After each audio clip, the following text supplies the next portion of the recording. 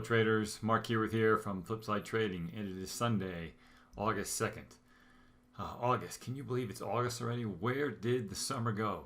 Anyway, we want to talk about a couple things in the market in the interim. We're going to talk about, the long and the short of it, what's happening between the Fed and what they're doing, and Corona, who's winning, who's going to win, and where we may be headed.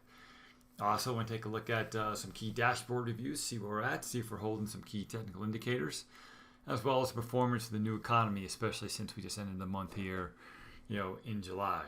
And also, we'll take a look at some trade ideas or a trade idea for the week and see if that is something that can help us out to bolster our bottom line. As always, this is just for educational purposes only. So let's dive into the charts first, and then we'll come back and kind of set some broader context and have a discussion based on that technical foundation. So let's get right down to it.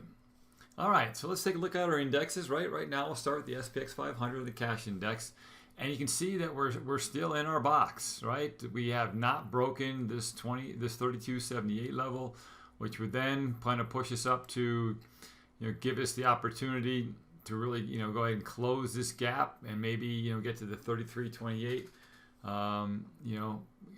Upward there, kind of the next resistance. We are still locked into, what we've called that summer box, and right now we even have kind of a hanging man formation that has, formed right here on the daily. I'm not too worried about this one, but especially since, we still have our moving averages, right? And those moving averages are holding, right? The 21 and the 8.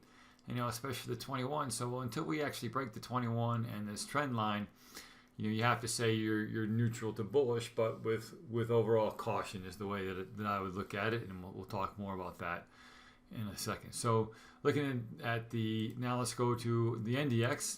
The NDX, as you know, is popping, right? That's kind of the key part and the key driver of the new economy.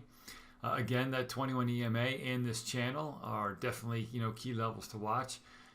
This 21 EMA or kind of this bottom resistance here at about 10,550. I could see us pushing up, to this next technical level at around 11,038. Just given the kind of the current trend. Now, one of the things that's happening, and the reason why this has popped up, we had some huge earnings in kind of our FANG stocks, right? Facebook was up, Apple was up. Google couldn't hold it. Amazon was completely up. Netflix has done well, but all those except for the case of Apple have kind of popped higher, but lost their gains. So there seems to be a little bit of a ceiling, maybe a little bit of distribution based on some euphoria. Again, it's a little context piece to put in the back of your mind. But one of the key things is we look at the RUT. Is the RUT itself has really stayed flat. It's really holding this 200-day. Moving average along with a 21 EMA and this trend line. So the RUT is really kind of a sentiment indicator for risk on and risk off. And right now it's basically indeterminate, right? It's neither way.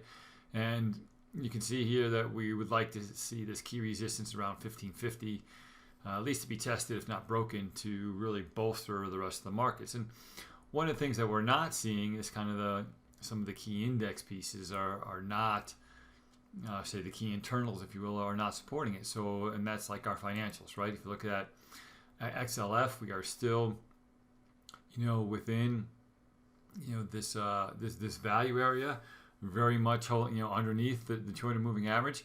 And the reason why is because interest rates are still going lower, right? If we take a look at the 10-year right here, I'm sorry, here it is. We take a look at the 10-year. And what you're going to see is, we're still kind of, dropping down. And without higher interest rates, the banks are going to have a tough time, making, increasing their profits. And without, increasing their profits and bolstering that key sector of the SPX, I think we're going to see us, kind of, grind but move higher. And we're going to have this disparate, NDX, SPX, RUT type of a scenario. So I don't think we're going to see all three indexes moving in concert. At least on the upward side, any time in the near future. The other key thing we always look at, right, we take a look at some of our, commodities and look at oil. Oil, you can see, is still very much, right, we've passed the big summer driving season from a gasoline standpoint. We're not into kind of anything to do with heating oil, and we're still underneath the 200-day moving average. There still seems to be a huge supply glut. Matter of fact, OPEC was talking about ending their overall pump restrictions, from a voluntary standpoint. And so once we start seeing supply go up, what happens? You'll see demand, at least price on that point, potentially go lower. And also we take a look at copper, and copper itself has at least fall on the bottom side of this channel that we're looking here. And I think that if copper really does break this 21 EMA and move lower, that can bode well for a pullback in the indices. I think that's another key thing is what else is, and that's the dollar, right? Everything is priced in dollars, right? We're the world's reserve currency, and so dollar has been dropping to this point. That makes our exports cheaper. That makes our potential corporate profits greater. But now we have this right here on this last daily, kind of have this bullish engulfing, and if we start to see a bounce, and I don't think everything, we're not going to see a V reversal, but, I could expect to see a bounce somewhere between, probably this 95 level. I think it is key. It also kind of, matches, I think if you come across here and take a look, that there's kind of some price support. And I think if you look at some of the fibs as well, that's going to put us right in between this 95, 96 level. So there are some darkening clouds, on the horizon that may be able to push things. Again, we look at volatility, and let's take these off the volatility standpoint. We look at the VIX itself. We can see that right here we're coming to this zone, right? And as long as we hold this zone, then I think there's a potential for the VIX to come up again to hit the top of this trend channel here.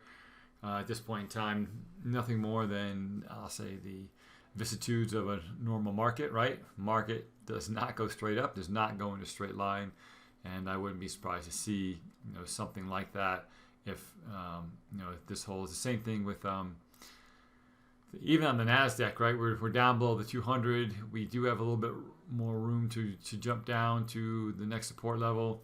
That kind of fits in nicely with saying, okay, hey, the VIX could rise, to that. Let's go back to the NDX right here, right? If we have that kind of downward trending volatility, then to see the VIX jump up to this, 1138 level, that kind of corresponds and confluences nicely of what may be happening at least in the short term. But overall, there's not a lot of big news, big bank that are really pushing things. Like I said, Apple, right? They actually jumped up, had the great earnings. Also announced a 4-to-1 stock split, which is a pure marketing ploy. It doesn't really change the valuation of the company at all, but it does appeal to the Robin Hooders, and so you can see, I think this. Apple kind of continue to at least move sideways to upwards, and of course, being such a large component of all the indexes, I think that'll keep them also, kind of buoyed as well. Amazon had a blowout quarter, but again, it didn't quite hold, right? We had some euphoria here, kind of at the top of this range. I wouldn't be surprised to see a pullback to the 8 EMA. That wouldn't. And that could be a potential buying opportunity, at that point. So I would kind of mark that in your, set an alert right here from, at about, 3076. Facebook, they did kind of, they popped and they held a little bit, not as strong. Google totally got munched, but again, the technicals held here, the 50 EMA and the top of value. So, kind of mixed, even though the results were good. It wasn't a total blowout. We really haven't, changed, I'll say, the sentiment, except the saying that tech is still kind of the driving force. But I don't see that driving force being, as super powerful, except in the case of Apple, right? Everyone else kind of, announced and pulled back a little bit. So look for a little more chop. So let's look at some things in kind of the broader term and talk about where we are kind of with COVID and what the Fed's doing as a little bit of context of why we may be seeing, some of these tops, maybe a little bit of, distribution, here as well in terms of a pullback. And I think some of this data will really help, clarify some of those issues. So we're going to go here and we're going to go back to our slides a little bit, and we'll bring that to full screen. So a lot of data here, right? The key thing is that our new cases, for coronavirus are increasing, right? Just a total fact, totally staying out of the politics. As a matter of fact, in July, they reached, 1.9 million for the month of July, which is double of any other month. Deaths are over 150,000. This is still, weighing on the U.S. itself. And one of the key things is now when we talk about reopening the economy, one of the key areas that we talk about from a cultural standpoint is the schools. And right now, that once you open schools, there's a potential that if we don't have the right safeguards in place and don't do it correctly, we bring a lot of people together, and we could basically inflate and conflate that contagion, and can see these numbers unfortunately potentially go up. So that's definitely a concern I think that the market has, and one of the reasons why we're trading a little bit of sideways and maybe with a little bit of apprehension. But the key thing is we look at it from just a kind of a pure business standpoint in order how we're going to control this. Is right now, can you get a test? Yes, you can get a test. They're widely available. But the key thing is that in a lot of areas, you're seeing up to a week delay to get the results. So therefore, potentially, if you're having a test, if you think that you're infected with the COVID virus, that you're not self-quarantining because you don't have the test results. So therefore, you're out there, doing your normal daily routine, and you have the potential to affect other people, or potentially they can infect you. And part of the reasons for that is that we have the 60% of the labs out there don't have enough reagents and don't have enough test materials, everything from swabs to tips. So to make all this work and to run it through the system, it's very difficult. In addition, right, basically we look at service contracts and the underlying infrastructure on testing is that you have machines that perform the testing, right? You put in a bunch of reagents, the reagents go in, you run that together, there's a certain amount of mixing, and then you come out and you have to read the overall results. And those machines and their service contracts are based upon kind of a standard usage and standard volume, and actually the companies that provide that service are looking at that as well. Well, now we have this huge spike in demand for testing, and we don't have enough service techs and / spare parts, and the contracts don't really cover what's there. So there's another gap, should we say, in the system. And we have to remember that lab testing diagnostic centers are really set up economically from the standpoint of, hey, we're trying to look at a forecasted constant volume, right, of tests, right? We know how many patients a hospital hold. We know, seasonally when we have some certain influxes, and we can take a look and we can say, this is our general throughput. And what we try to do economically is optimize, those margins. And so, these labs are not in the business of these, spike and scale up. So it's presenting them kind of a problem. And the key thing is, if we really don't have a handle on the testing and, know where things are going, then I think it could hurt us more than it can help us, right? Because then we're just traveling and flying in the blind, and all of a sudden these numbers are going to spike kind of, in a lag phase and put us, in a hurt from an economic and kind of a human catastrophe standpoint. Some of the other key things are, to think about is that now there's some, that it's been out there a while. There's kind of this new data that's coming out that even though folks are recovering, and some may even be maybe asymptomatic, but there seems to be now kind of 10 to 20% of all folks that are infected with COVID are now experiencing some form of myocarditis, and that's the inflammation right there of the heart muscle, and basically it reduces heart function, heart capacity. So regardless if you're an athlete trying to play baseball, or if you are someone who just wants to live and work in an enjoyable manner, that is something to consider, some of these long-term effects which are still unknown and still out there. So this is more of a cautionary tale that things are happening. From the economic standpoint, right, one thing we have to look at, remember back in March when we had, these spikes and we had the overall global pandemic and everyone went to hoarding, right, we had a huge supply chain, disruptions, not only, okay, from a parts perspective, but food and, just, everything from toilet paper to Band-Aids to NyQuil to, just your daily consumable staples, as well as, parts coming from different parts of the world. And what you're seeing here is that the rest of the world is still, increasing, especially in some of our lower cost / manufacturing areas, and with India being, one of the big ones, in South America, another. And I think, down the road, you have to look at and be prepared for what happens if we do get another supply chain disruption, right? Regardless of what the U.S. does, we have to look at the rest of the world because we are kind of an integrated economy at this point in time. So again, I think, this is more of a cautionary tale, even for some of the new economy things that we talk about. So, okay, here's the virus, right? We can see that it's spreading. Matter of fact, Australia just had some new resurgences.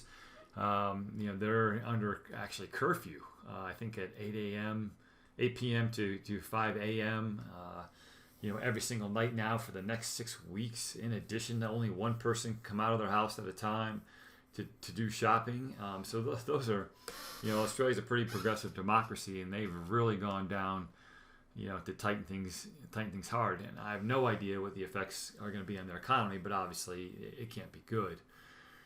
So, we take a look at all this, and we just saw our GDP numbers, and, we contracted, another minus, 30%, in the past month. And so our output is low. And so if you don't have output and, input and demand, you need to balance those out, right? There's approximately a 7% gap between that supply and demand.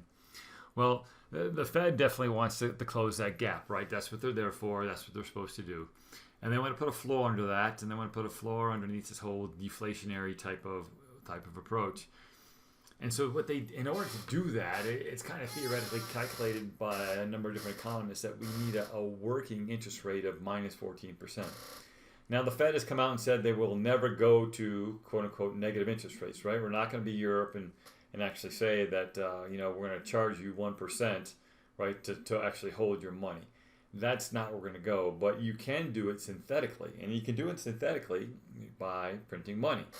And, the calculation is that if we need to get to a synthetic interest rate of minus 14%, that the Fed balance sheet, it's probably going to take another, $4 trillion or so to make that happen.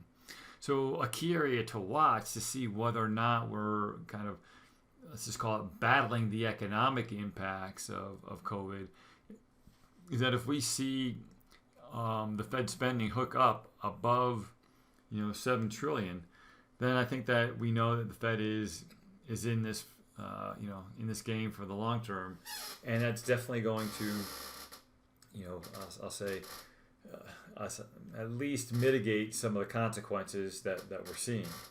Right, we also have to look at Congress, and we're looking at Congress right now. They're looking to add another $1 trillion to $3 trillion worth of support and aid, depending if you're from the House or the Senate. They'll probably come somewhere in the middle.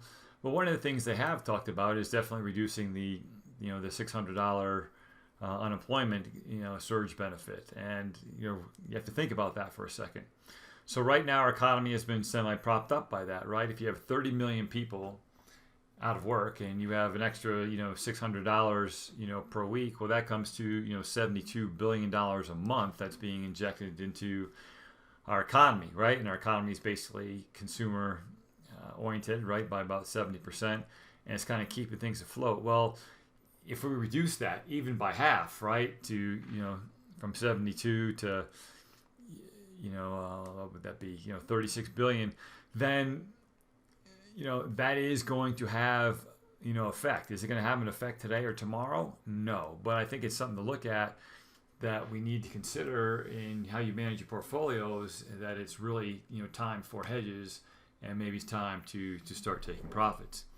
In addition to that, I'm going to jump out of here real quick. if we look at our seasonals, and I put this up on Twitter, you definitely need to factor in seasonality when you consider new longs, because August, September has just been a relative killer, right? And this is all the way back since 1985. So again, to see some type of a pullback here as we digest, number one, the rest of the earnings seasons, number two, the effects of COVID, and especially with the opening of schools.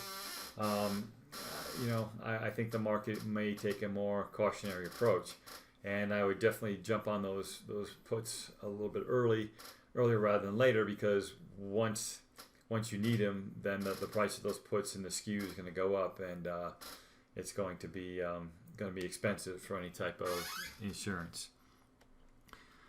In addition, we take a look at kind of our new economy. How are we doing? Let's look at that real quick.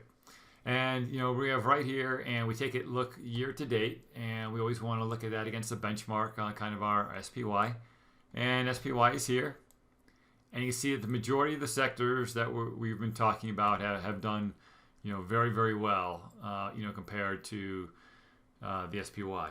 But what's changing, though, it's kind of interesting, is that index itself, right? The SPY, even though it's not only tech, but now it's about 40%, if you will, tech oriented. So, I think you're going to see some of the, and in the longer term, especially if different companies like Tesla and everything else begin to, enter the S&P 500, you may see that balance switch, and it won't be such a difference between kind of your NDX and your SPX. But I digress for a moment, but there you go.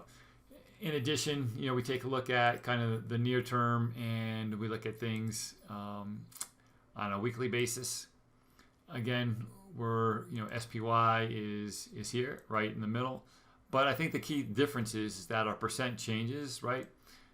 On the highs we're at 10%, and our lows down here are down like minus 2.5%. So there's still kind of a healthy outpacing, staying in the new economy itself.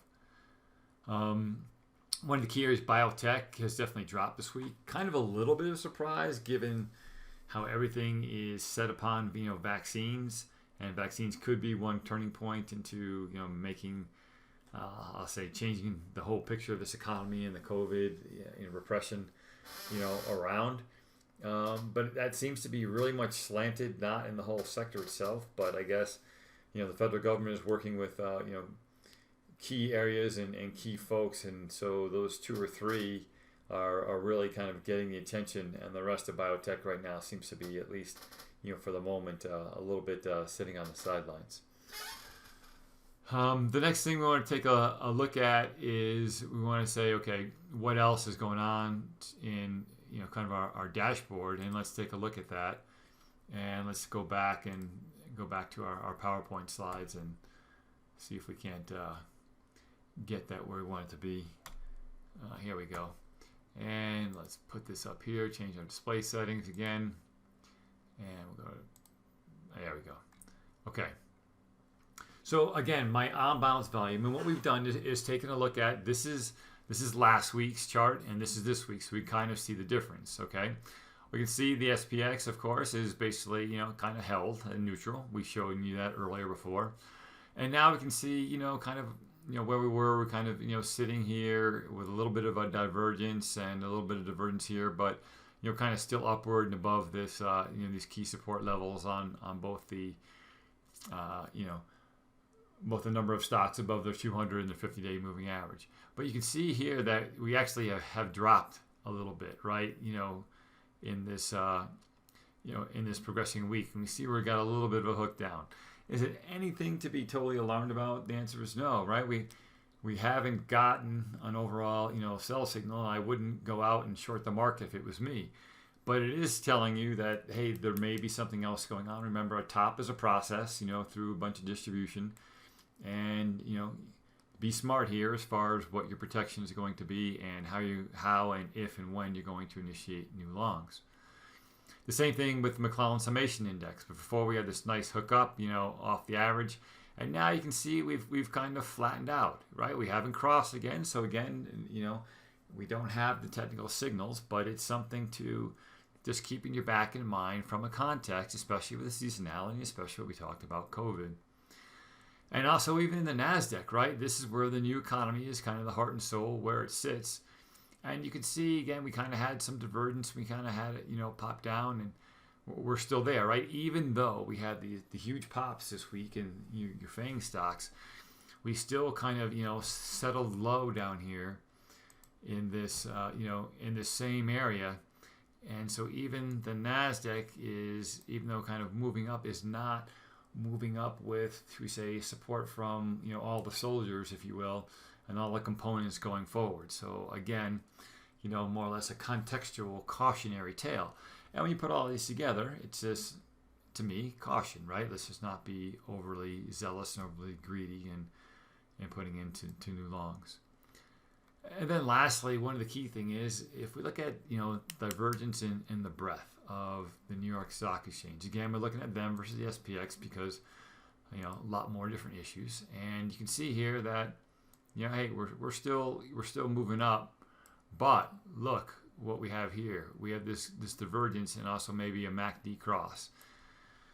So again, just one more piece to the puzzle as far as adding to the caution. So how do we make money, and what is an opportunity to make money, in this market if it's trading like this and being cautious? But are there key areas and key pockets that can be fruitful for us? And the answer is absolutely yes. And let's drop back and let's talk about a couple things.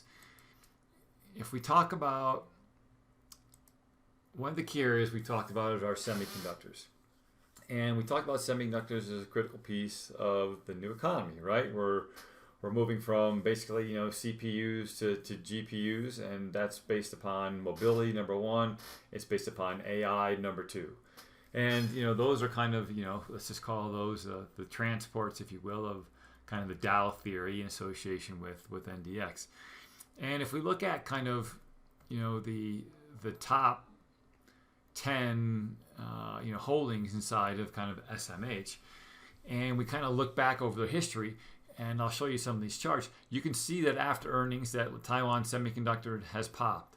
Intel, okay, is dropping just because, they've made some huge errors from the manufacturing line, and they're actually subcontracting here to TSM.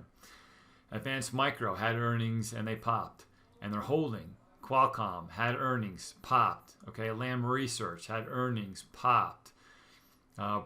Right? ASML had earnings, popped. Broadcom has not had earnings yet, and neither has NVIDIA. And NVIDIA, I think, is really one that's in kind of the driver's seat. They cranked $2 billion a year into kind of their investment in research and their R&D factors. They really understand that the GPU is where things are going to, and we need that new design and that new technology in order to run, all these different softwares that are going to kind of power the new economy. So if we take a look now on the technical aspect of NVIDIA, and let's see, here she is right here. So we have earnings out here in August on, I think it's let's not guess, let's look. Let's see. We have earnings on the 19th. And so if we go back and take a look, and every time, basically into earnings, kind of starting, kind of like, in this area here, we've had these nice runs up into earnings. And so we have a run here, 2 or 3 weeks in advance. We kind of got, a nice run here, a couple weeks into advance. This run here, in advance. And so now, if we take a look at, we're in this kind of box consolidation zone, we're kind of primed if we can kind of, break out of this new high to look for, a new push, going forward. And so I think one of the key ways to look at this, let's get a little bit higher here and a little more resolution, is saying, okay, let's be reasonable. This is a $400 stock, so therefore, puts and calls outright are going to be expensive. So maybe we should look at a call debit spread. And the way to look at a call debit spread is if we take a look at Okay, where do we think a potential top would be? So where should we put our short in the next couple, in the coming weeks? Well, if we look at the 1.2 percent Fibonacci extension, it puts us right here at about 443. And so if you look at kind of like a 425 or a 430 to a 445, call it debit spread, and I would definitely look at. We said the 21st, so I go the week before, and I would pull back and use the August 14th, expiration. That's something that you can definitely think about. It's based on some of the past history. I think there could be some opportunity there. And as we talked about, right? Let me show you. So we talked about Qualcomm. If I can type again. I think there's only one in. My apology. Okay, Qualcomm popped and it's holding. We go back to AMD. Right, AMD popped and it's holding. Go back to TSM, which is the largest. Taiwan Semiconductor. Okay, they're popped and they're holding. So again, you guys get the idea, and before that, right, you can kind of see this rise. So I think that folks will be looking at it. I think that people will expect NVIDIA to outperform like the rest of their chip brethren. I think upon earnings, it may just pop and hold, or may even pop and pull back, depending on how, should we say, exponential run up in earnings gets. If it's really steep, then earnings would probably be pretty. Say the resulting price action could be flat, but overall, I think there's a high probability that you could see a grind up there, and would be a trade idea for the week to take advantage of this market as it kind of flushes around, moving sideways, maybe pops a little bit up in the NDX, and I think that NVIDIA could be one of the key players there. All right, so hope you enjoyed it. Hope that helps, and enjoy the rest of your weekend. Catch you on the flip side.